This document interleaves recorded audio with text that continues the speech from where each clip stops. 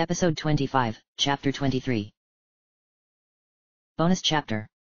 I'll be honest, I had a really productive week this past week when it comes to writing. I finished 4 chapters back. The first 4 chapters of Part 3, if you're curious. It's going to be a while yet before we get to them, but I'm excited to eventually share them with my readers.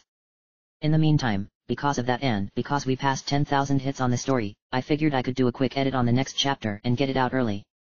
I will still plan on posting a chapter on Wednesday and Saturday, like normal, no worries.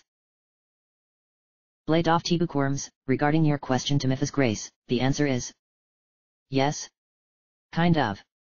While I don't have hard rules for when Link can use Mrs. Grace, it does have its limitations. It can't heal Link indefinitely, nor do I ever show it healing him immediately outside of the time Mipha used all of it at once to save him. Furthermore, it's largely instinctual at this time. He doesn't know how to actually use it intentionally. Link is, in no way, immortal with Mipha's grace.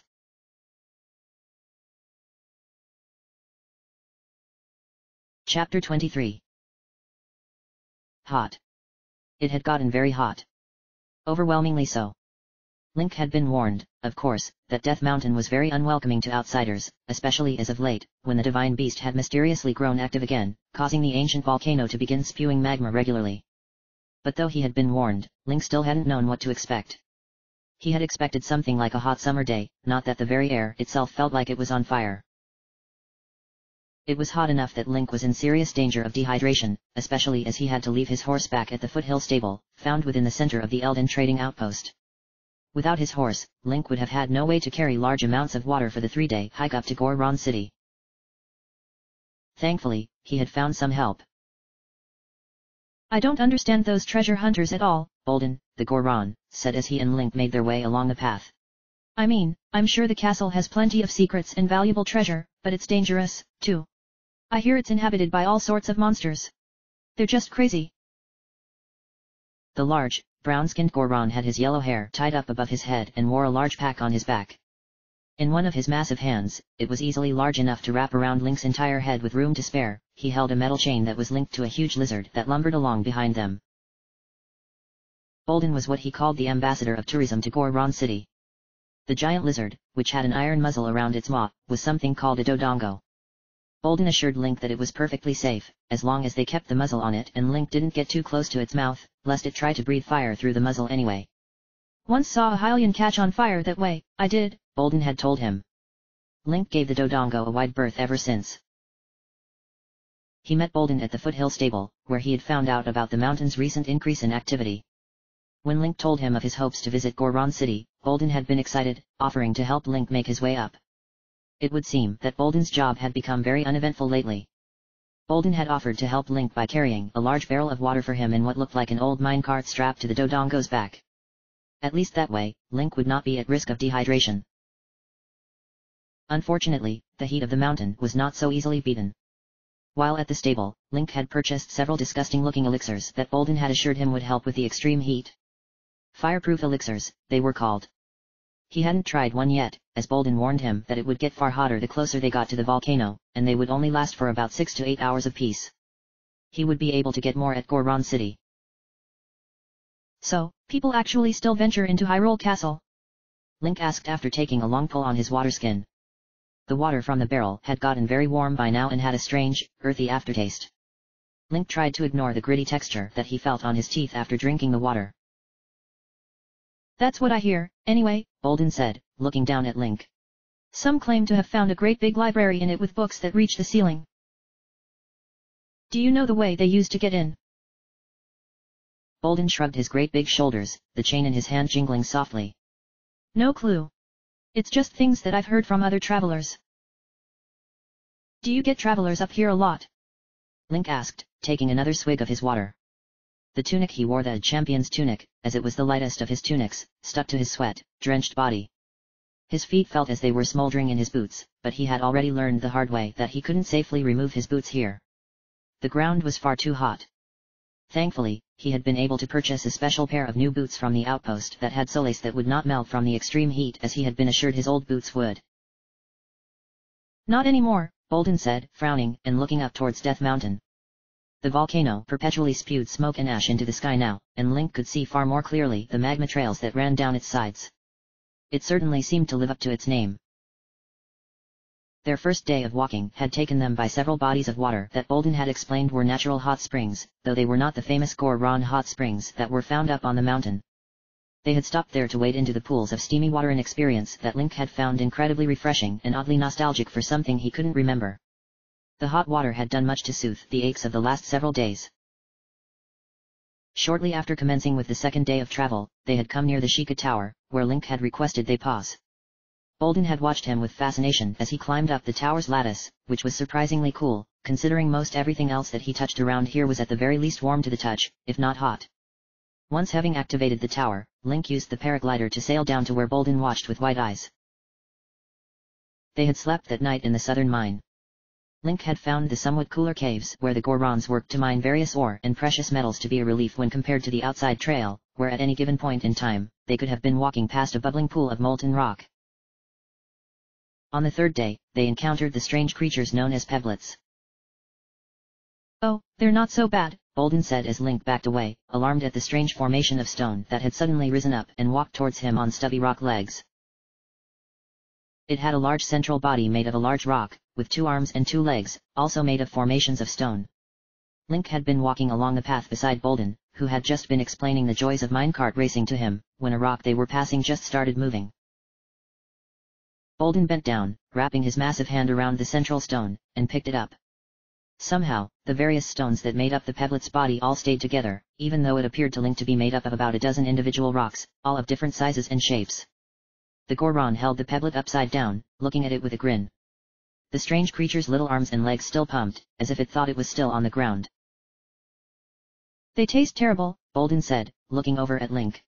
"If they didn't, we probably would have eaten them all ages ago." He tossed the Peblet into the pool of magma they were next to.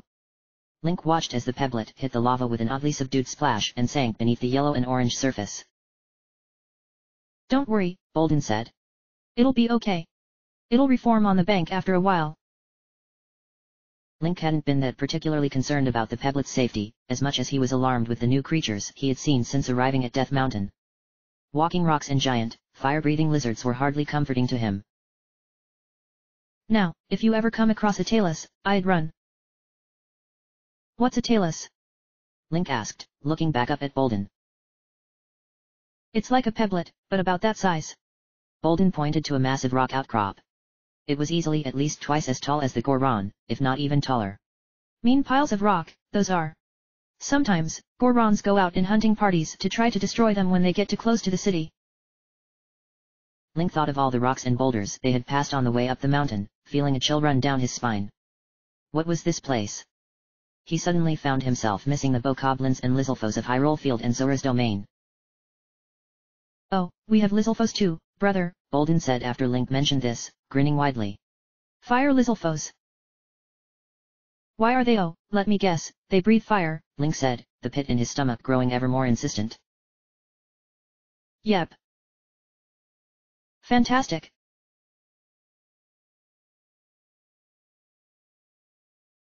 It was mid-afternoon when Link and Bolden, along with the muzzled Dodongo, passed underneath a giant arch made from what looked to be pieces of scrap metal, and Link got his first look at the Great Goron City, appropriately titled Goron City. Goron City seemed to take every concept and idea that went into the creation of the capital of Zora's Domain and invert it. Where Zora's Domain had been carefully created with order and aesthetics in mind, Goron City was laid out seemingly haphazardly. The city seemed to be located in a giant bowl or crater, with pathways of rock or metal crisscrossing throughout with no discernible pattern. Buildings were made from combinations of rock and sheets of metal and were, likewise, seemingly random in their location and size. Some buildings were side by side while others had been built nearly on top of each other, with ramps leading up to the upper levels. Shockingly, Link even saw a few pools of magma interspersed throughout the city, often with bridges made of iron crossing over them. Everywhere he looked, there were Gorons of varying shapes and sizes. He saw young Gorons that were shorter than him, with much softer and rounder-looking bodies, as well as very old Gorons with drooping skin and bowed rocky backs. Some Gorons were bald, while others had massive amounts of hair and beards. Some wore clothes, while others wore nothing but a small wrap to cover their waists. "Do all Gorons live here?" Link asked, eyes taking in the full sight before him. While Goron City was sprawling, to be sure, it was not as large as he would have expected. He saw dozens of Gorons, maybe even hundreds, but that couldn't have been all of them. Oh no, brother, Bolden said, chuckling. Most of us live underground. Lots of us are in Gortram Mountain. He thumbed a finger over his shoulder, pointing back to the large ridgeline that the path up to Goron City had circled around. He also pointed at another massive outcrop of rock on the other side of Goron City. An under-monument rock. Link looked over at what Bolden called Monument Rock, his eyes traveling up its strangely shaped surface. Giant pieces of rock jutted off of it in different directions, none of them quite how he expected they should look. And then he saw it. The faces. 4 different Goron faces had been carved into the massive cliff. Some of their bodies had been carved into the rock as well. The strange extensions of rock that looked strange to Link, he now recognized as arms, complete with hands and fingers. One of the hands even ended up in a giant thumbs up. 3 Gorons stood level, the Goron with the thumbs up, an older Goron with what looked like some kind of bead necklace, and a youthful Goron. Standing above those 3, however, was another Goron. One that Link instantly recognized. Daruk. Daruk, with his white hair and bushy beard. Daruk, with his confident half-smile. Daruk, with his eyes on the distant Death Mountain, hand outstretched as if to take it. Daruk, Link's friend. Daruk, Link's brother.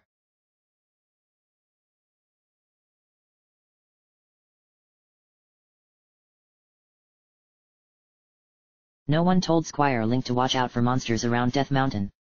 No one told him that, if he were to wander away from Goron City, where the knights were spending time coordinating with the Goron warriors in their annual training exercises, then he would be in danger of being ambushed by a group of fire-breathing lizards, along with a massive long-snout moblin. Of course, no one told him he could leave Goron City either. Link had thought his little detour would just be a chance to see that strange Sheikah structure that he had spotted while touring the area. He had seen a few others of those in his life. There was even one near the Royal Ancient Lab that he had seen when visiting it with his father and the king a few years back, but he never had a chance to really look at one up close. Those Sheikah scientists had shooed him away from seeing the one at the lab, since they were having a private conference around it with the king and the princess. What Link found out, though, is that the monsters on Death Mountain could be very territorial and didn't like it when lone Hylians showed up to poke their distinctly non-piggish noses around their home. Just fantastic. Link whirled, moving out of the way of the gout of orange flames that the Lizalfos sent his way. He swore that he could feel the hairs on his arms singe away. Great. He was already teased for having almost no hair on his chest and arms just because the hair was so light. Now he really would have no hair on his arms. He brought his sword down on the back of the Lizalfos' extended neck, cleaving it right off. Behind him, he heard the moblin roar in anger, and he rolled to the side just in time to avoid being crushed by a large rock that the moblin had thrown at him. Link spun and charged at the now weaponless moblin. The moblin swung a meaty arm at him, but Link ducked low, sliding under the arm, and thrust his sword up into the moblin's armpit. The moblin made a pained sound, backing away from Link before he could plunge the sword in any deeper. Something large and metal spun past Link's ear from behind, and he followed its progress in the air as it flew out and then, startlingly, arced around and came right back towards him. He threw himself to the side as the bladed boomerang swept through the air where he had been standing. He hit the ground in a roll and jumped back up just in time to see another of the Lizalfos catch the boomerang and hiss dangerously at him. These Lizalfos were different than the ones he had seen in Zora's domain before. These were taller and brawnier than those ones, with thick snouts and longer teeth, and a set of sharp spines that began at their heads and ran all the way down to their tails. They had gray skin that helped them blend in with the rocky environment of Death Mountain, too. They also wielded much nicer weaponry than he had seen the river Lizalfos wield. Like a 3-bladed iron boomerang that actually worked. The Lizalfo winded its arm back and then threw the boomerang at Link again, who sidestepped it as it passed. He turned, watching its lazy arc and gauging its speed. When it looped back around towards him, Link held his breath, narrowing his eyes. He stepped to the side again, just out of its path, and everything seemed to slow for just a second. He could see the individual blades spinning, shimmering in the red-tinted air of Death Mountain. Link raised his sword and brought it down on the boomerang just as it passed him again, sending it clattering to the ground. Behind him, the Lizalfo released a screech of surprise as its weapon of choice hit the dirt well out of its reach. Grinning, Link spun and sprinted at the Lizalfo. The Lizalfo took a deep breath, preparing its fire breath, but Link didn't give him a chance to exhale, plunging his sword right down the open maw. The Lizalfo's eyes opened wide in shock and pain before Link ripped his sword free. Link spun, eyes finding the moblin again. It had seemingly recovered from its earlier panic, as it now picked up the fallen boomerang and threw it at Link. The spinning blade flew far too wide, however, and Link stood still as it passed on one side of him and then returned on his other side. The moblin went to catch it but misjudged the angle of the boomerang terribly, crying out in pain as the boomerang struck its outstretched hand, falling to the ground, along with two of its thick fingers. Before it could recover from its shock, Link was there, looking up at the towering pig monster, and thrust his sword deep into its chest, finding the moblin's heart. The monster shuddered, and Link pulled his sword free, stepping to the side and letting the moblin fall forward to the ground. Link breathed heavily as he surveyed the carnage around him, sword held to his side, multicolored blood still dripping from its blade. Damn! He had just wanted to see that Sheikah thing, not engage in a fight. He hadn't expected to be forced to kill today. It felt pointless. He hadn't been protecting anyone, hadn't been on a mission to help some poor farmers or save a village being raided. He had walked in on their home and slaughtered them. It didn't feel very knightly of him. Suddenly, something crashed to the ground behind him with a loud battle cry. The impact was enough to cause the earth around him to shudder and nearly send Link to his knees. He stumbled, spinning around, ready to face whatever new creature had shown up to defend its home. Would this be one of the stone tailises that he had heard so much about? What Link saw, though, surprised him. Rather than a new monster out for his blood, he found a massive Goron standing in the middle of a noticeable crater in the rock, huge Goron weapon in hand. It wasn't a sword, per se, but was shaped somewhat one, with a long hilt made to be wielded by two Goron hands and a thick blade that ended in blunted edges. It ended in more reinforced iron, forming something like a sledgehammer's head at its end. He had seen weapons like it being used in the mines to shatter stone. The Goron himself had wild white hair, a thick beard, and strikingly blue eyes. He wore no clothes other than the standard wrap of twisted cloth around his waist that the Gorons called a mawashi, but he did have a black metal chain that crisscrossed on his chest, forming an X right over his heart. A brilliant red ruby cut into the shape of the Goron sigil sat housed in the center of the X. Don't worry, little guy. The mighty Daruk is here too. The Goron stopped, lowering his weapon, looking around in confusion. What happened? Link ran his hands through his hair, which was beginning to get long. He would need to tie it back into a ponytail soon to keep it out of his eyes. This wasn't good. He had hoped to check out the Sheikah structure and then go back before anyone noticed his absence. I was out walking, and stumbled upon. Wait, you took all these guys out by yourself? Daruk asked, stepping out of his self-imposed crater and nudging the headless Lizalfo with one of his feet. Good job, little guy. Behind Daruk, another Lizalfo poked its head up from behind an outcrop, looking down at Link and Daruk. Link's eyes widened and he stepped forward, hand out. Watch out, there's a... I came down here because I saw you from the peak. I thought you needed some help, but it fine all along. Daruk was oblivious to the danger behind him as the Lizalfo stood, holding its spear. Behind you. Daruk frowned at Link and began to turn, but he was moving too slow. Far too slow. Link dropped his sword and grabbed up the fallen boomerang. The Lizalfo hissed and leaped into the air, preparing to bring its spear down on Daruk's unprotected back. Link threw the boomerang. The spinning blade whistled through the air as it passed over Daruk's shoulder, eliciting a confused hey from the Goron. The boomerang caught the Lizalfo in the face, rocking its entire body back and causing it to slam into Daruk's feet first, rather than with the point of its spear. The Lizalfo fell to the ground, dead, and its spear landed beside it. Daruk, for his part, barely stumbled when the much smaller Lizalfo hit him, looking down at the fallen creature with confusion. Daruk turned to look back at Link, blue eyes wide with surprise. He looked a little dopey, in a way. Little guy, you saved me. Link. My name is Link. Link, hey. Daruk said, reaching up to rub at his bearded chin. You know what, Link? He stepped forward and slapped Link on the back hard enough to send him painfully to his knees. Oh, sorry about that. But I think you're the first Hylian to ever save me. That make you all right in my book. Link smiled painfully, standing back to his feet. He picked up his sword and used a piece of the moblin's clothing to wipe its blade before sheathing it. Thanks. Daruk, right. That's my name. Link had heard the name of Daruk, though he had never met the Goron. Daruk was well known for being a great warrior among the Goron people and had, indeed, helped many times in clearing away monsters around Death Mountain and in the Akala Highlands. Curiously, however, Link would have expected such a great warrior to be conferencing with the other Goron warriors and Hylian knights in the city. Well, thanks for coming to my aid, Daruk. Hey, it's no problem, Daruk said, nodding. Tell you what, brother. Let's go back into the city. I was just up on the peak, looking for some rock roast, but I don't feel like going all the way back up there. You feeling hungry? Link couldn't help but to smile up at the massive Daruk. He was Squire Link, after all. He was always hungry.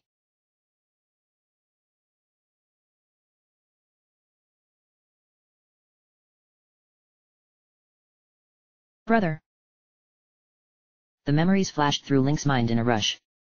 He could remember how they went down to the city and how Daruk told the knight about Link's defeat of the monsters, making him out to be a hero. When it came time to eat that night, Daruk had also insisted that Link be allowed to sit next to him as they ate, making Link the only squire allowed to eat with the knights and Goron warriors. After all, Link was Daruk's new brother. Of course, he should eat by his side. Brother, are you all right? Link blinked his eyes and came back to himself, looking around in confusion. Bolden was looking at him, frowning. How long had he been standing there, staring up at the monument to Daruk? Yeah, I'm fine, Bolden. Thanks. I was just remembering something from another time I was here. You've been here before. Bolden frowned. I thought you said you hadn't. It's been a long time, Link said, shrugging. I don't remember a lot. Bolden seemed to accept his explanation and nodded, smiling broadly. Well, come on. I'll show you where you can stay while you're here in Goron City.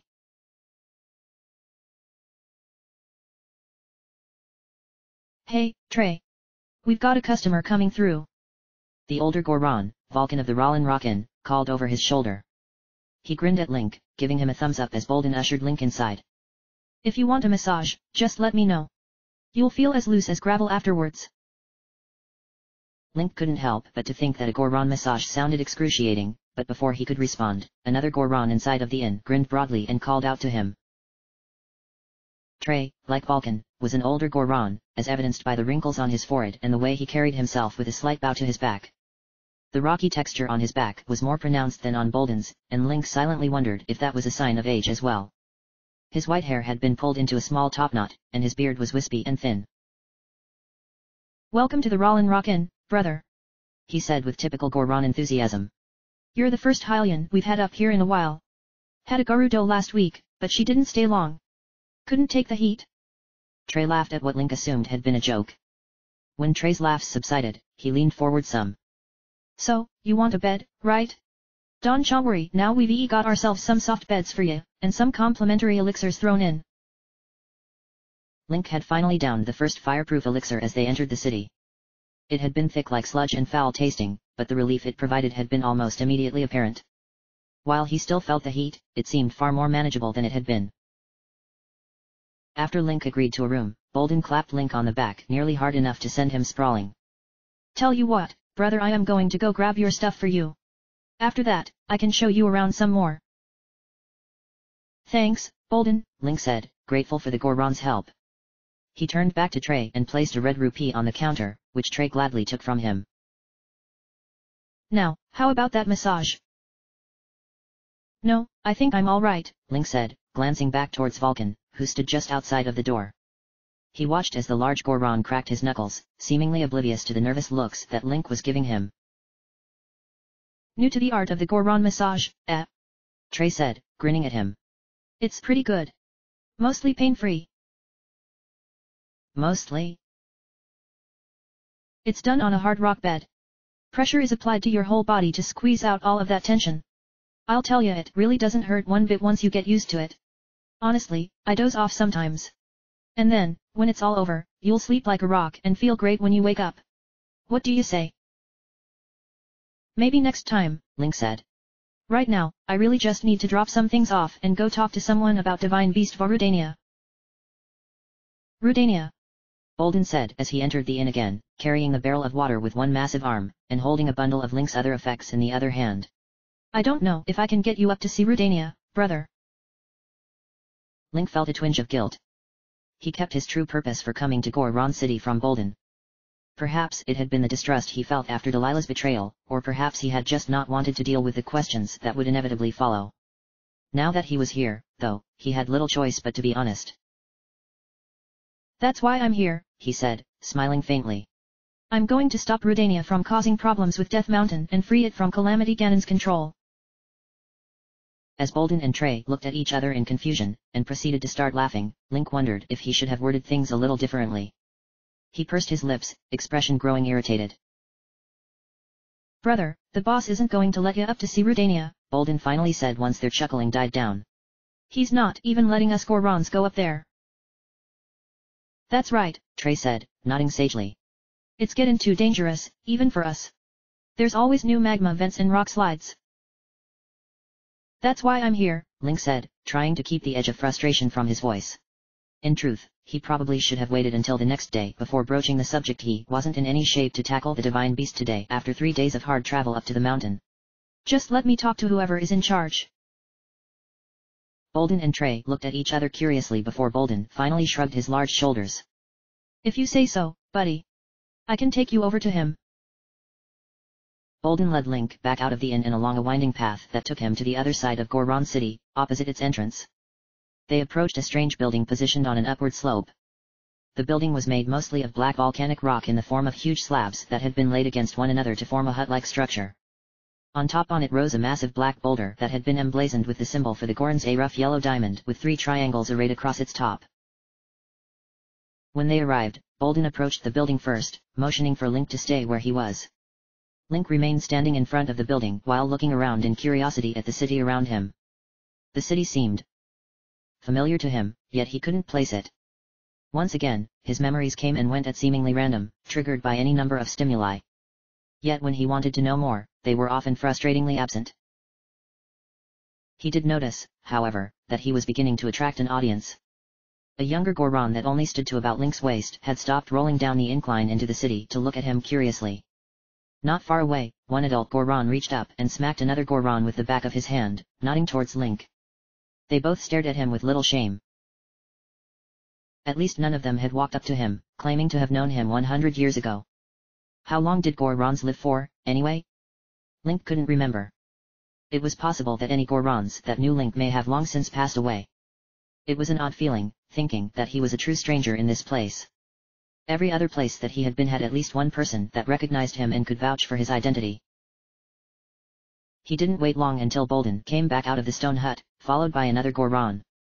This Goron appeared shorter than Bolden due to the aged curvature of his back, but he looked anything but old and feeble. Instead, this Goron was a massive brute. He was far wider than Bolden in pure muscle. His arms were each easily thicker and longer than Link's own body, and he looked to have hands that could wrap completely around Link's torso. He was bald on top, but a ring of white hair began at the level of his eyebrows and continued down into a long, thick beard that had been tied into 4 different clumps. He only had one eye, the other was covered by an eye patch that did not quite cover up old scars. The Goron boss, as Bolden had called him, was incredibly intimidating, especially since he fixed Link with a dark, single-eyed stare that didn't particularly look very happy. You're the one wanting to go up and see Rudania. His voice, deep and gravely, seemed to cut through the bustle of Goron City, silencing those around them. Link took a moment to find his voice. Yes. My name is... No. The Goron boss turned to head back into his hut. Wait.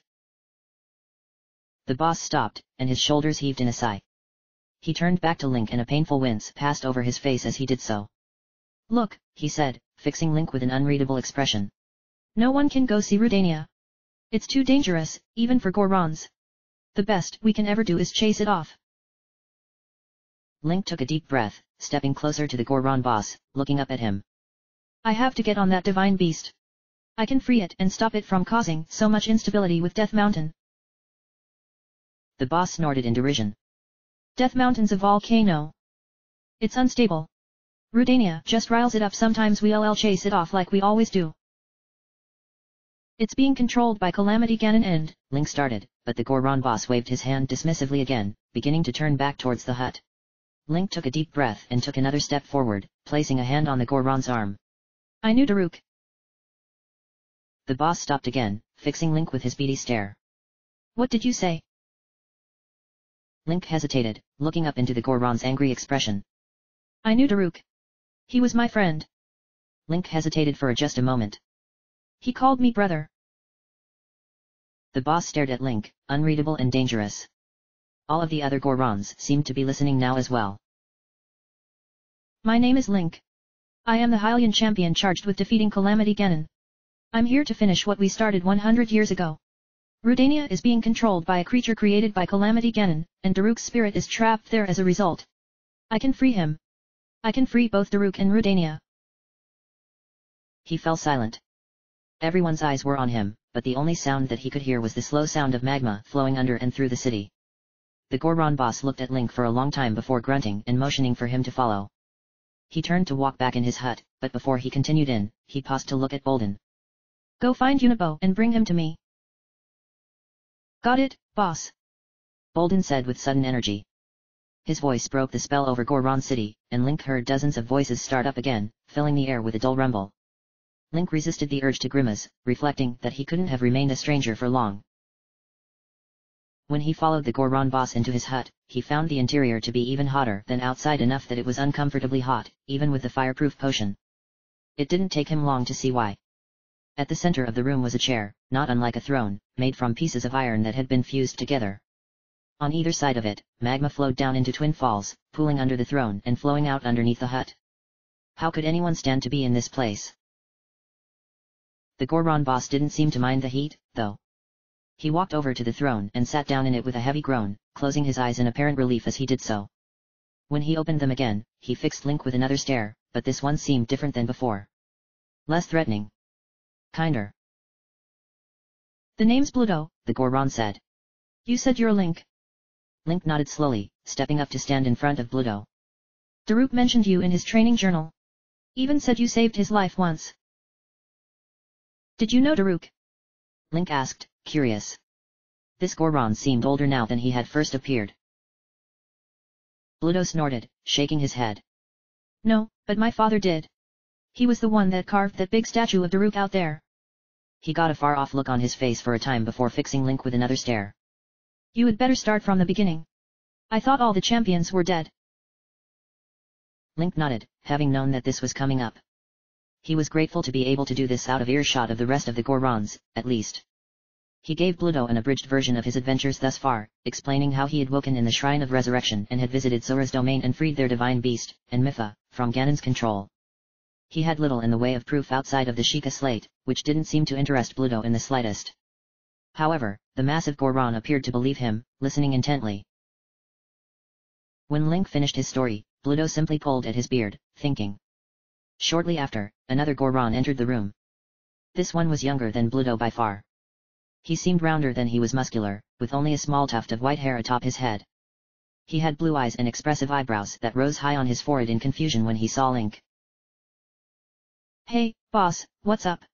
I was just about to go to the southern mine to pick up. Link stopped listening to the Goron's voice, instead noticing what he was wearing. A familiar emblem in the form of the Goron symbol was tied around his neck by a length of light blue cloth. Link knew that cloth.